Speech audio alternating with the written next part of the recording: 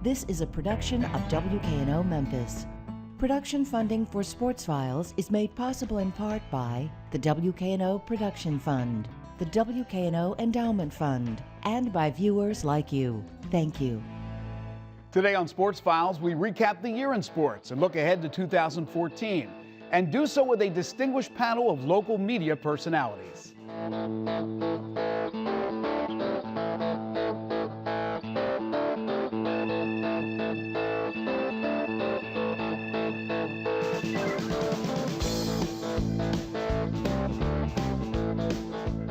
Happy New Year, everyone. Our first show of 2014 will focus primarily on what happened in 2013.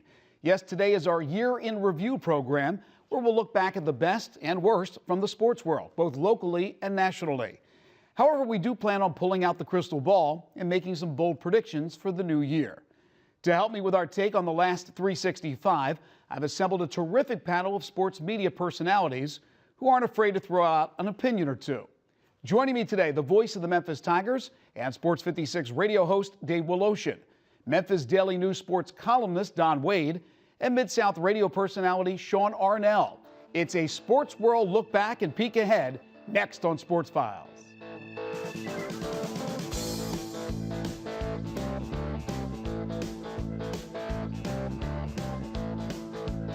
Well, gentlemen, Happy New Year. Thanks so much for being with us today. Thank As we you. look back Happy at New Year. 13 and look ahead to 2014. Dave, let me start with you. It seems like it's real simple to talk about the local sports story, the top local sports story. It seems like it's the Grizzlies. Where do you stand? Well, I think it's a combination of the Grizzlies win 56 games. That's the most they've ever won. And then they beat the dreaded Clippers. They get all the way to the conference finals. There are some people that think they're the favorites to win that thing, and then they get swept. And then, of course, the top to the whole thing is the coach then gets fired.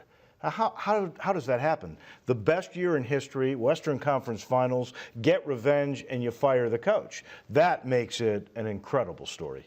Don, tough to top the Grizzlies. Would you agree with that?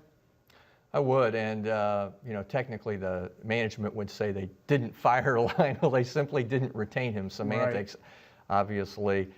I think when we get 5, 10, 20 years down the road, this story's going to be even bigger, especially if they're not able to replicate this success. You kind of, when you're this close to it, you can still almost take it for granted at some level, but it's hard to get to the Western Conference Finals, and if they don't get back anytime soon, we'll all be doing retrospectives about that magical year.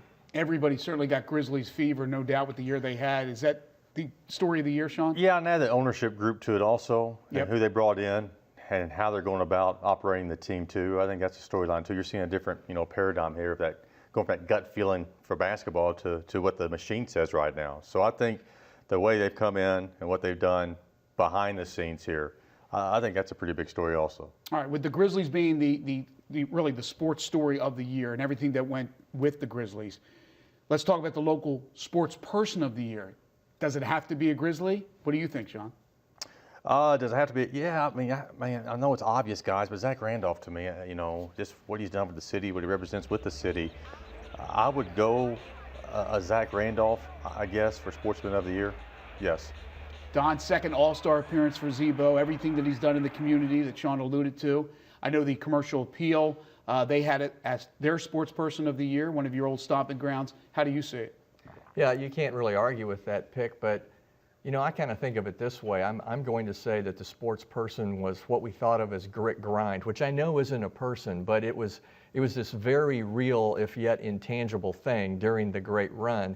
And now with all the problems the Grizzlies are having, grit grind really doesn't exist anymore. And when we look back at that season, that's what we're going to talk about first, I think, is the grit grind, and then all the respective people that played into it. Dave, you're the voice of the Tigers. Josh Pastner finally got over the hump, won an NCAA tournament game. DJ Steffens took the community by storm. Or are we going Grizzlies here? No, I go Grizzlies, but I don't go. I go along his lines. I think it was grit grind. I think it was a collective attitude. Mm-hmm. So while Zebo was incredibly important, the guy that gave them that attitude, Lionel Hollins, would have been mine. But I got to admit that I'm tied here. It's Lionel Hollins and it's Tom Hornsey. When was the last time you had a first-team All-American and a guy who won the most prestigious award in his class, the Ray Guy Award? Yeah. So I give Hornsey a tie with Lionel Hollins for my Sports People of the Year. Wow, Lionel Hollins. That's certainly a name that I've heard from a number of people, which would make the Grizzlies front office people a little bit upset to hear that Dave and others want to go with Lionel Hollins, but it makes perfect sense. All right, the Grizzlies certainly made a name for themselves not only locally but nationally a bit too. People became more aware who the Grizzlies are. But from the national standpoint, what is the national sports story of 2013? And we had a number of interesting things, including the Hardball Bowl in the Super Bowl. We had LeBron James and the Heat repeat. We had Boston Strong and the Red Sox winning the World Series, and of course the tragedy of the Boston Marathon. Dave, let me start with you. Well, what's the sports I story? go that combination.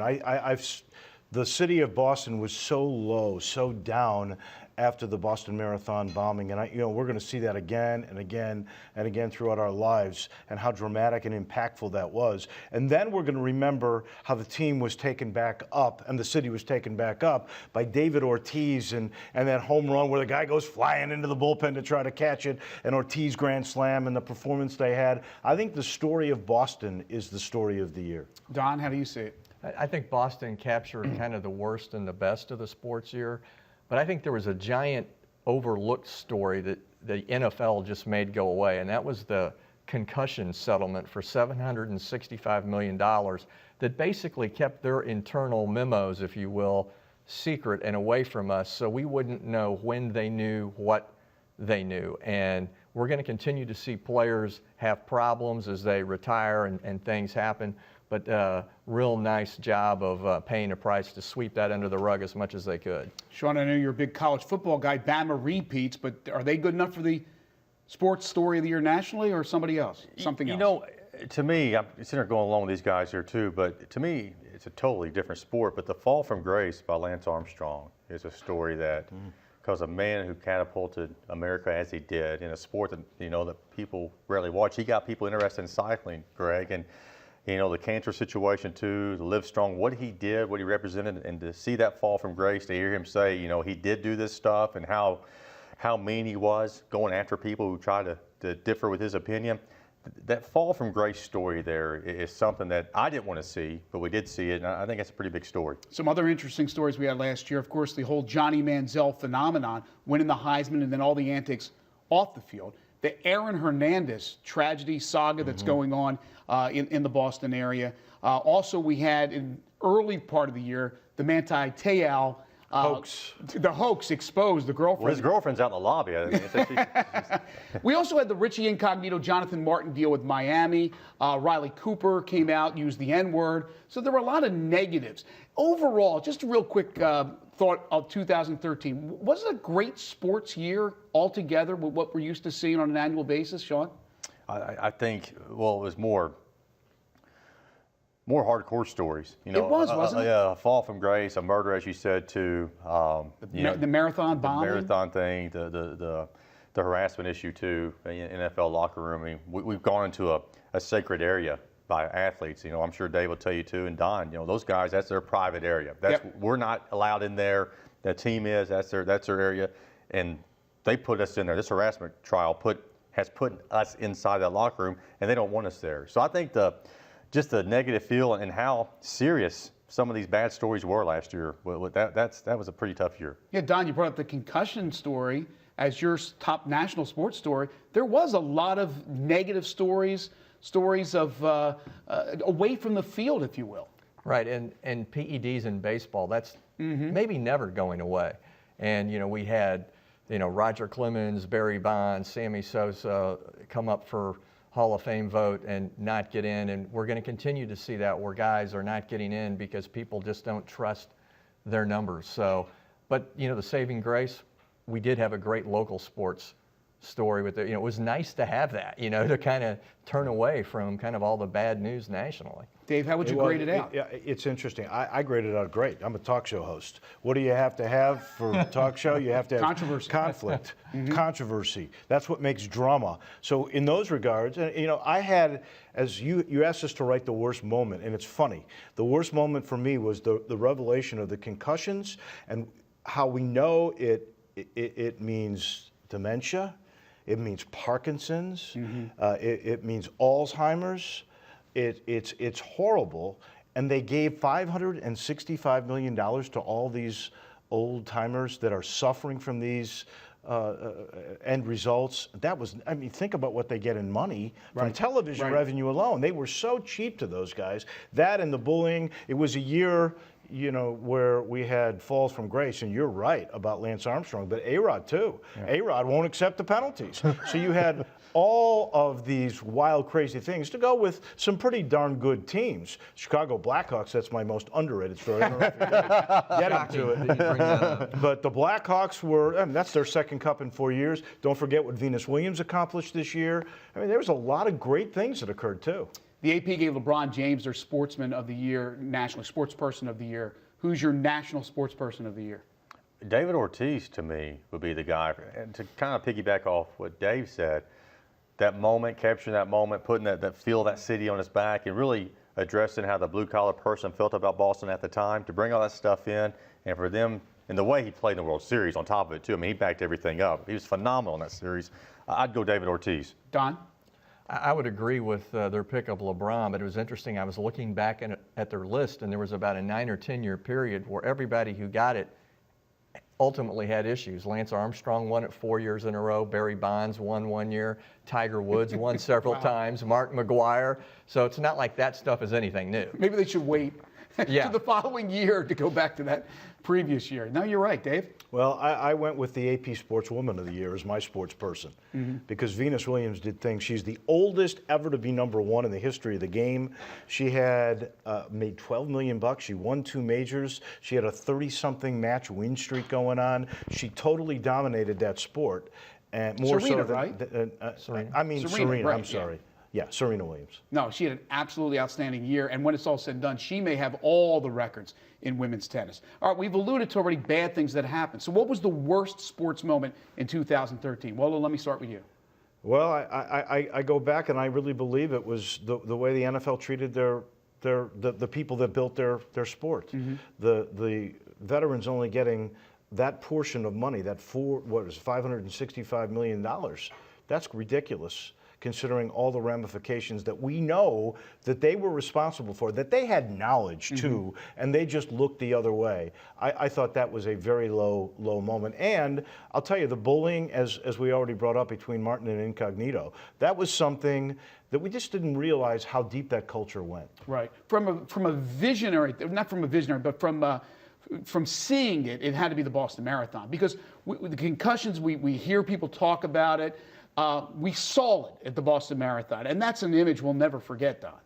Yeah, I mean, that was clearly an event that affected a lot of people. I mean, there will be people that may never run that event again because that happened. Right. I mean, it was kind of life-changing. If you take it to a much lighter event, Alabama fans would tell you that it happened at Jordan-Hare Stadium, exactly, with that unbelievable 109-yard return on the field goal attempt. But yeah, that was certainly the Boston Marathon was the event that historians will be documenting for years to come. Sean? Yeah, if David Ortiz, my Sportsman of the Year, is because of, unfortunately what happened there and what he did afterwards. But I would go with the Boston Marathon situation. To me, that's just something, again, to just what you guys said, allude to it.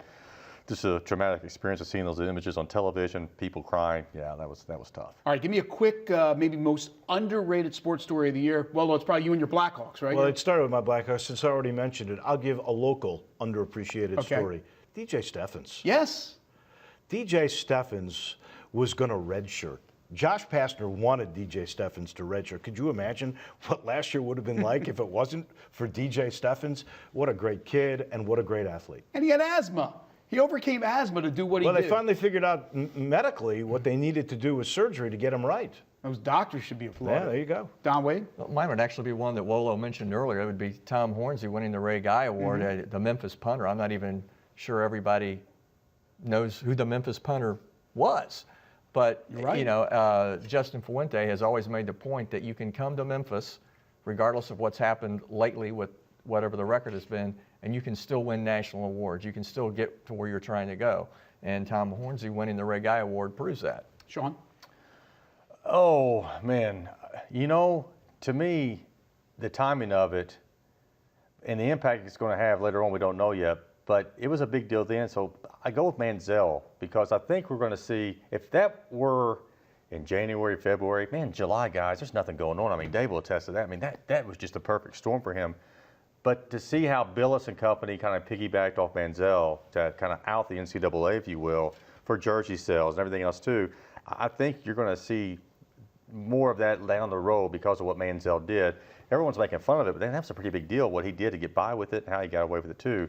But the understory that, you know, nobody really knew about story from that is, I think what Jay Billis did with Emirates, nobody's really talking about that off Johnny Manziel. He really got their attention with one simple tweet, and people are just forgetting about that. No, absolutely, what Jay Billis did was unprecedented, and he put them in the in a very peculiar situation, and they had trouble really getting out of it. All right, that's 2013. Let's look ahead to 2014. Let's get some bold predictions. We'll talk specifically about the Grizzlies and the Tigers in a few moments. So 3 things, whether it's local, national, what have you. Sean, let me start with you. Give me 3 predictions for 2014. Number 1, the number 5 team in this new playoff system, they're going to be mad. Number 2, the 6th team in this playoff system, they're going to be mad. And probably the 7th team is going to be mad about this new playoff format too down the pipeline. Do you think they'll get it right? I mean, it's hard to The top gauge that 4 will now, be, but yeah. you think they'll? I think, you know what, Greg? You have faith in this committee? I do. Jeff Long leading the charge here. Right, The guy, Arkansas AD. yeah, man of integrity, how you handle the Petrino situation, good stuff. I don't know if they'll get it right or not. I really don't know. I don't know how you get something like this right. It's so subjective. But I think the 4 top teams will be there. It'll be pretty obvious. But to me, that 5th place team, oh, man, you're talking about story. That's your story coming up. All right. Don? I'll go all basketball. Okay. I'll say a Thunder Heat NBA championship series. I agree with that. For the Grizzlies, I don't think they will make the playoffs, and one reason is if you look at their schedule in the last month or so of the season, it's not favorable. You know, tough West Coast trip, more road games than home games, and their home schedule, they've blown a lot of what should have been wins with the poor play at home. And then I think for the Tigers, when we look back at this Tigers season, 3-point shooting is really going to tell. And I think specifically, if they can make the adjustment to understanding that they don't have to shoot as many threes as they're shooting. I really think it's in their best interest to shoot the 3 less, so they'll be far more efficient. I think if they do that, I think they have a chance to get to the Elite 8.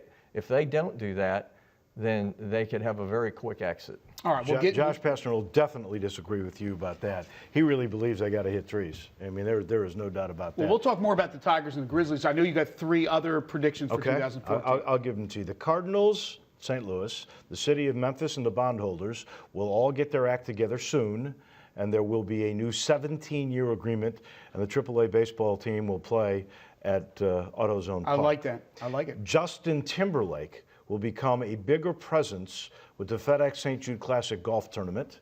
That's my second prediction. And my third one, since I did 3 of each, I'll go national, and no one's touched on this yet. The Washington Nationals will win next year's World Series. The Washington Nationals. Oh, Wow. You did say bold. very What's that? bold. You did say bold, I Greg. did say bold. Yeah, absolutely. Don, real quick, before we get to the Tigers and the Grizzlies, I wanted you to follow up on what Dave said about AutoZone Park, Redbirds, Cardinals. You've written about this before. Do you agree, maybe not with the exact details, but what Dave's saying?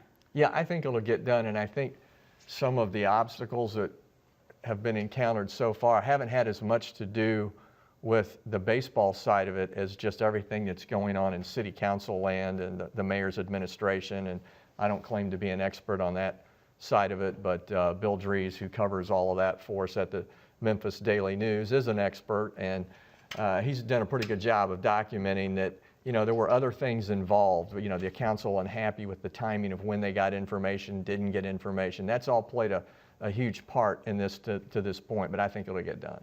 All right, Sean, let's talk Grizzlies. Do they make the playoffs? Do they not make the playoffs? How many wins do they end up with? They will not. I mean, what's interesting about the past 3 or 4 years, that 8th seed has had at least, 45 wins, I think? Yes. Something like that. 45 is the number. That's exactly right. Yeah, I mean, that's tough to get right now. Dallas is in there too. Portland's playing out of their heads. Phoenix is a surprise. I don't see them. Minnesota. Yeah, I don't see them making the playoffs at Okay. all. I don't see it happening. They reach 40 wins? Did they reach 40 wins? Yes, I think they'll hover around 500. I think once healthy, hover Okay. around 500 the rest of the way. Don, I'd say 40 wins on the nose. Yeah. 40 wins. You have them out of the playoffs. Wallow? I tried so hard to get them in the playoffs. I really wanted them to make the 8th seed. But when you think about it, there are 3 teams that are not postseason eligible already ahead of them. And then those that are 6, 7, and 8 seeds, if the playoffs started today, those teams are better than the Grizzlies. And we don't know if Mark will be Mark when he comes back or when he comes back. Exactly. I don't see how they make it. Real quick answer. Is Zebo on the team to start next year? Yes or no? Player option? I'll say yes. Don? Yes. Yes. Okay, let's talk Tigers. Wallow, you're the voice of the Tigers. How far do they go this Well, season? I think they have enough good games on their schedule, including at home between Connecticut, Louisville, and Gonzaga, where they will get a good enough seed to make the Sweet 16. Don, you said it depends on three-point shooting there and this and that. When it's all said and done, how far are they going? I think Sweet 16, I'm comfortable with that. I think it would probably be a little bit of overachieving if they go beyond that, or they do better than we think they might in the American, and that seed, rises to a 4. You get to a 4, it gets a lot easier. Sean? Man, FedEx Forum's going to be rocking with these guys coming to town.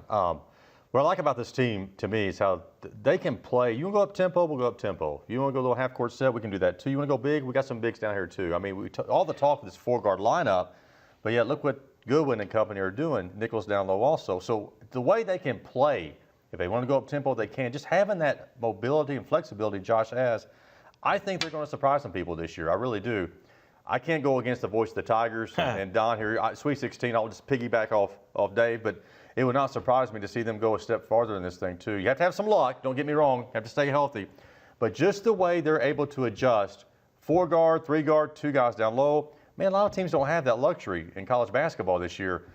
Just by that alone, I like their chances in postseason play. About a minute to go. Wallow, they're used to winning conference tournament championships. They're used to winning the conference. They play the tournament in Memphis. Big plus. But Louisville, Connecticut, Cincinnati, all challenges. Does Memphis win the conference tournament this season? Well, they obviously have a great shot at it. They've done it before, especially when they were at home. You'd have to make them the favorites, but you can't really tell until we see what they do against the Connecticut's and Louisville at home the first time around. But I would say on paper you'd have to make them the favorites. You feel good about it, Don? I think it'd be better for them if they don't win it. Beat one of those really good teams on the way to the finals, lose the finals, and be a little hungrier heading into the NCAA tournament. Do you agree with Don said? I believe you want to win them all, man. I think, I think win the whole thing. Your home court has the momentum going into the NCAA tournament. You're playing for a 2 seed at that point. 3 at the worst, I guess, if you win this tournament here in Memphis. So I would try to win the whole thing and get as good a seed as humanly possible in the tournament. Think of the role that UConn made just a couple of years ago when they were the 9th seed in their own tournament. What, 5 wins at Madison Square Garden? Yeah. MVP of the Tigers this year, got 10 seconds. Joe. Joe? Joe. I'm in agreement, guys. Thank you so much. It's been an absolute pleasure, and we'll make sure we keep track of all your predictions for 2014. No, throw the tape away. Dave Woloshin, Don Wade, Sean Arnell. We'll take a quick break. I'll make my predictions when we come back for overtime.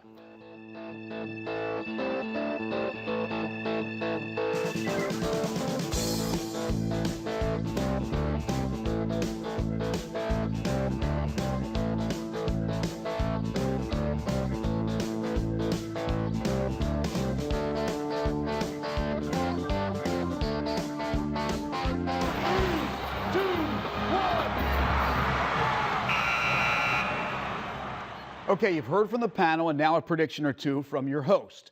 In 2014, the Memphis Tigers men's basketball team will reach the Elite Eight. Yes, I said it. Before getting knocked out of the NCAA tournament. It'll be the deepest run for the Tigers since Josh Pastner took over the reins of the team 5 years ago. As for the national championship, well, your guess is as good as mine, but I'm thinking Tom Izzo and Michigan State get there and win it all. The Memphis Grizzlies will fall short of making the postseason despite a strong second-half run. The hole which was built after Marc Gasol was lost to injury will prove to be too deep for the team to dig themselves out of. The Grizzlies will not make any major moves, although discussion will take place with several teams on the availability of Zach Randolph. Instead, Z-Bo will exercise his $16.5 million player option and return for next season, at least for the start. On the national sports scene, in just a few days, the Auburn Tigers and Florida State Seminoles will play a classic game in the final BCS title tilt, with the Noles edging the Tigers by a field goal. The Seattle Seahawks will win their first ever Super Bowl behind game MVP Russell Wilson. The Oklahoma City Thunder will win the NBA West, then upset the Miami Heat for the NBA title, preventing LeBron James and company from a three-peat. The Los Angeles Dodgers will win the World Series in 2014. The Anaheim Ducks will sip from Lord Stanley's Cup, and the U.S. men's soccer team will somehow advance to the knockout stage of the World Cup, coming out of the group of death, but Argentina will take down the crown. Of course, I could be wrong. Once again, Happy New Year. I hope it's a safe and prosperous one for everybody. As always, you can see this show or any of our previous Sports Files programs by simply going to our website at WKNO.org and clicking on KNO Tonight. Have a great week, and we'll see you next time.